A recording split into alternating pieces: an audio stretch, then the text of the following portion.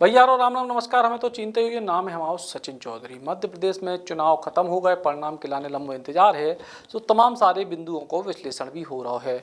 और ऐसे में एक बड़ा विश्लेषण सामने आओ है दिग्गज नेताओं को। भारतीय जनता पार्टी ने जब चुनाव को ऐलान भाव के बाद अपने प्रत्याशियों को ऐलान करे तो कई सारे बड़े नेताओं को चुनाव के मैदान में उतारे।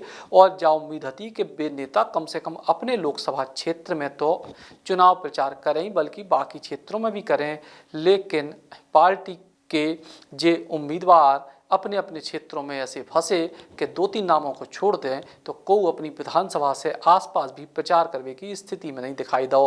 भारतीय जनता पार्टी ने कई सारे दिग्गज नेताओं को चुनाव में टिकट दी थी, जिनमें केंद्रीय मंत्री नरेंद्र सिंह तोमर, केंद्रीय मंत्री प्रहलाद पटेल, केंद्रीय मंत्री फग्गन सिंह कुलस्ते समेत कई सारे सांसद हते और ई के संग राष्ट्रीय महासचिव कैलाश विजयवर्गीय भी हते। सब नेताओं को टिकट देवे समय भारतीय जनता पार्टी की मंशा यह थी कि जिन नेता अपने अपने क्षेत्र में प्रभाव रखें, कम से कम 8 से 10 सीटों पर इनको असर हुई है और यही वजह से उन इलाकों में इन नेताओं को फायदा मिले।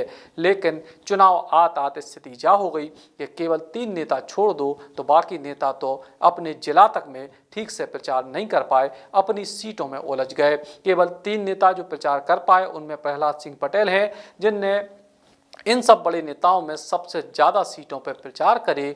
दूसरे नेता हैं नरेंद्र सिंह तोमर, जो चुनाव अभियान समिति के जो है संयोजक भी एक तरीके से प्रबंध समिति के हते। ई के बाद तीसरे नेता हैं कैलाश विजयवर्गीय, जो न केवल इंदौर की सीटों पर प्रचार कर भी निकले बल्कि कछु और सीटों पर भी प्रचार कर भी निकले। जबकि नरेंद्र सिंह तोमर भी प्रदेश के बाकी हिस्सों में तो नहीं जा पाए, लेकिन ग्वालियर चंबल क्षेत्र में कछु जगह भी प्रचार करने के लाने जा पाए। लेकिन बड़ी बात यह है कि नरेंद्र सिंह तोमर जो दिमनी से चुनाव लड़ रहे हैं, वे अपने क्षेत्र में भी बहुत ज़बरदस्त तरीके से टक्कर में फंसे थे। यही वजह से वे बहुत कम समय बाकी क्षेत्रों में दे पाए। जबकि कैलाश विजयवर्गीय ने इंदौर और मालवा के क्षेत्र में कई जगह प्रचार प्रसार करे और ई के संग ही प्रहलाद सिंह पटेल न केवल बुंदेलखंड महाकौशल बल्कि कई जगह भी जिते जिते जरूरत समझ में आई उते उते प्रचार लाने उतरे।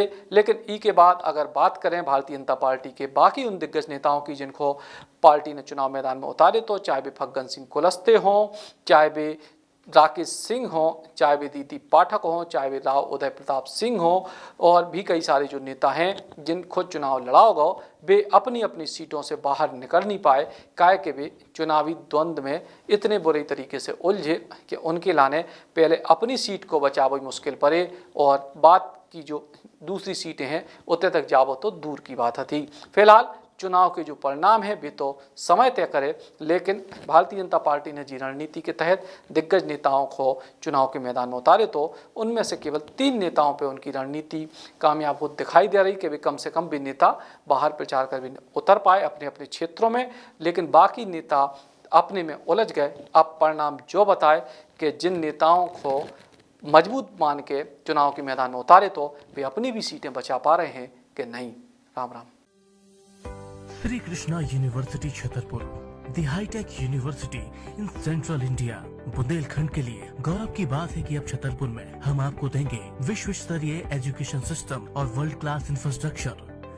कोरोना जैसी महामारी के दौर में अब महानगरों की भीड़ भाड़ अत्यधिक खर्च से बचे तथा अपने घर एवं अपने शहर में रहकर ही विश्व स्तरीय रोजगार उन्मुखी शिक्षा को प्राप्त करें और महानगरों में होने वाली परेशानी से बचे, क्योंकि कोरोना ने हमें सिखा दिया है कि हम महानगरों में सुरक्षित हैं या अपने शहर और घर में। इसीलिए श्री कृष्णा विश्वविद्यालय आपको देगा राष्ट्रीय शिक्षा नीति 2020 के अनुसार तैयार पाठ्यक्रम और कोर्स में प्रवेश के अवसर।